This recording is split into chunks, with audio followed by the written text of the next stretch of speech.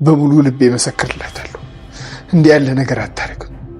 ይልቅ እዚህ ተገተረችውን ይጠርጥሩ። አንተም ለሮማን መደረብ ነው? የገዛ ልጄ የኔን ቀለበት እንዴት ብላ ነው የምታነሳው? ሮማንስ ምን ብላ ወርቅ ታነሳለች? እትዬ ሰርተን እንለወጣለን ብለን እኮ ነው ምንዳከረው እንጂማ ብንሰርቅ ለምን እንለፋለን? እትዬ መስረቅ ብናስብ ቆየን ምንሰርቀው። ሁሉ ቁርፉ በእጃችን አይደል? እስካሁን ምን አስጠበቀን? ይሄው ሲመቻችላችሁማ ተመካክራችሁ የእናቴን ቀለበት ወሰዳችሁ። ፍቅር ታንቺ ጋር ንግግር የለኝ። ይህንን ማን እንዳደረገ እኔም አንቺም ጠንቅቀን እናውቃለን። ፍቅር ሮማኔን በደንብ ነው ማውቃት። እንዲህ ያለ ተልካሻ ነገር አታደርግ። አሹ አሁን አንተ ነህ አንቺ ነሽ የተባባላችሁ ጣት እንድትጠቋቆም አይደለም የምፈልገው፣ እውነቱን ማወቅ ነው የምፈልገው። እማዬ ይሄ እኮ ግልጽ ነው። ሮማን ናት፣ ሌላ ማንም ሊሆን አይችልም። ተይ ፍቅር፣ ዛሬ ደጋግሜ ነግሬሻለሁ። ምን ውስጥ እንደገባች የት እንዳለች ማትታወቀው ሮማኔ ላይ ባፈርጂ ደስ ይለኛል። ሄሉን ካላገኘኋት ማን ጋር ነው የሚሄደው? አሹን በእኔ ጨክኖ ዝም አለ። ምናልባት አባቴ አንተ ብትኖርልኝ ኖሮ እዚህ የሰው ፊት እየገረፈኝ አልኖርም ነበር። አንተ ያለ መኖር ነው እኔን ከሰው በታች ያደረገኝ። ገጠር ተመልሼ የጫኔ ሚስት ከመሆን እዚህ ፊት እየተነሳው መኖርን እመርጣለሁ።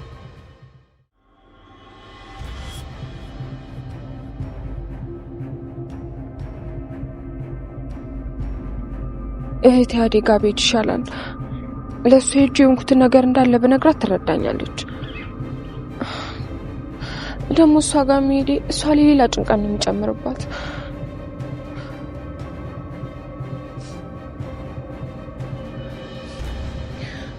ምን ነው ፈጣሪ፣ ይህ ሁሉ ነገር ለምንድን ነው እኔ ላይ የሚደርሰው? ምን ስላጠፋው ነው? በልጅነቴ የደረሰብኝ ነገር ታውቃለህ። በልጅነቴ ምን እንደሆንኩ ታውቃለህ። አሁን ደግሞ ሰርቼ ልብላ ባልኩኝ ሰዎች ይህን ሁሉ ነገር ለምንድን ነው እኔ ላይ የሚያደርጉት? ለምንድን ነው ፈጣሪ? ለምን?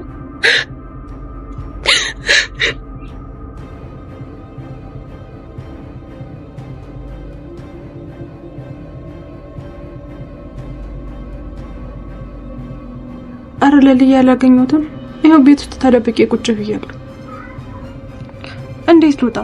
ከወጣው እኔንም እሱንም አደጋ ውስጥ ከተቼ የሚያግዘኝ ሰው አላገኘም። አዎ ሄደዋል። እኔ አላወኩም። ይሄው ቁጭ ብዬ ገና እየጠበቅኩ ነው። ስልኬ ሊዘጋ ስለሆነ አደራ እንዳትጨነቂሽ። እሺ ለልዬ እጠነቀቃለሁ። ለትዬ ደግሞ ደውልሽ ንገሪያቸው። አዲስ ነገር ካለ እነግርሻለሁ። እሺ እሺ በቃ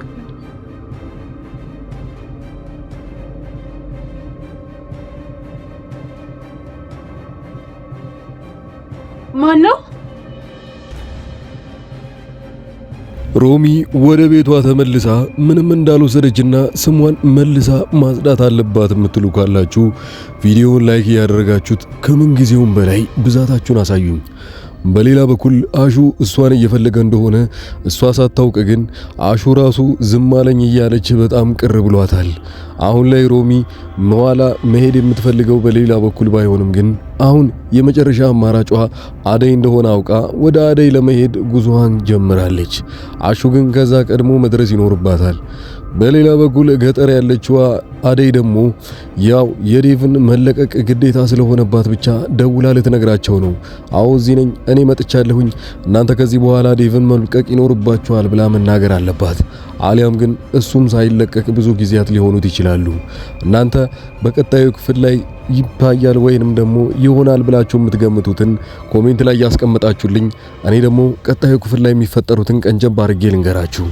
ወደዛ ከመሄዳችን በፊት ወደ ውጭ ሀገር መሄድ የምትፈልጉና በተለይ ልምድ ያላችሁ ሰዎች ካላችሁ ከዚህ በፊት ሄዳችሁ የምታውቁና አረበኛ የምትችሉ ሰዎች ከታች በማስቀምጥላችሁ ስልክ ቁጥር በቴሌግራም በዋትስአፕና በኢሞ እየደወላችሁልኝ ፕሮሰሳችሁን አንድ ወር ባልሞላ ጊዜ ውስጥ ቶሎ የሚያልቅላችሁ ይሆናል።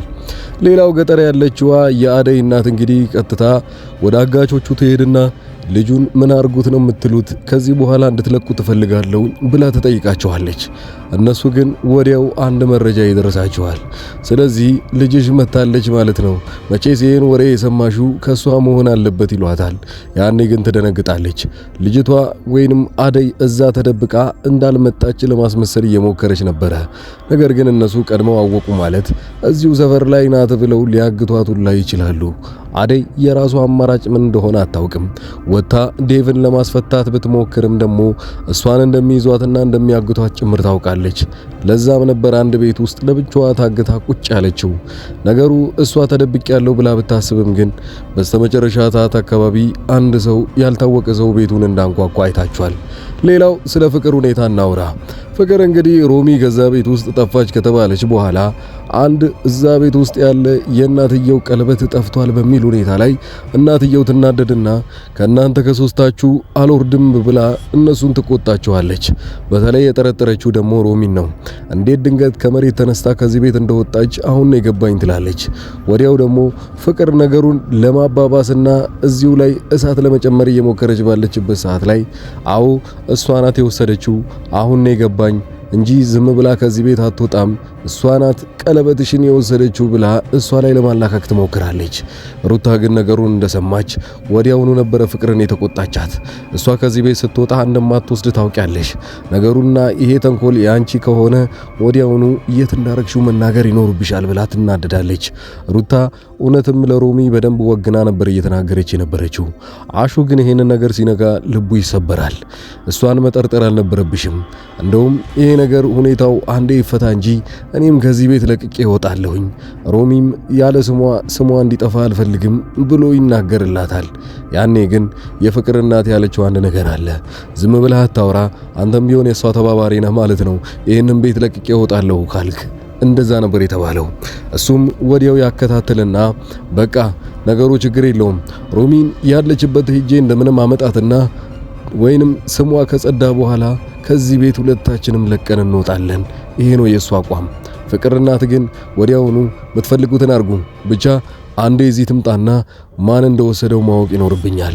ሌሎችን ጠይቄያቸዋለሁ አልወሰድኩም ብለዋል። እሷ ናት የቀረችው። በል አሹ እሷ በአንተ በኩል ስለምትቀርብ እዚህ ዛት መጥተ ስሟን እንዲጸዳ ማድረግ ትችላለህ። ይሄንን በቅርቡ እንድታረግ እፈልጋለሁ። ወዲያውኑ አሹ ትዕዛዙን ይቀበልና ድጋሚ ፈልጎ ያጣትን ሮሚን ለመፈለግ ከዛ ቤት ድጋሚ ይወጣል። በሌላ በኩል ዶክተሩ ብዙ ጊዜ ይደውልላት ነበር ቀን በቀን እዛ አገር ቤት ላለችው አደይ። ሰበቦች እየሆኑ ያሉት ምን ላይ ደረሽ፣ በምን መልኩ እየተካሄደ ነው፣ የታገተው ዴቭ ተፈታ ወይ እያለ ብዙ ነገሮችን ይጠይቃታል። አሁን ግን ስልኳ ዝግ ነው። ይህም ነገር በጣም ስላሳሰበው ለሊን ይጠይቃታል። ለሊ ደግሞ ለመጨረሻ ጊዜ እንደደወለችላትና ሌላ ጊዜ ስልኳን አጥፍታ ቁጭ እንደምትልም ጭምር የነገረቻት ነው። ታዲያ ደውለው እንዳይስፈራሯትና የት እንዳለች እንዳይጠይቋት ብላ እሷ ስልኳን ዘግታለች። ስልኳን ዘግታ ግን ለተወሰነ ጊዜ የምትቆይ ከሆነ ዶክተሩ ያለምንም ማንገራገር ወደ ሀገር ቤት የሚሄድ ይሆናል። ሌላው ሮሚ እንግዲህ ብዙውን ጊዜ እየተንከራተተች እንደሆነ ታውቃላችሁ። የት ማደሪያ እንደምትፈልግ አታውቅም።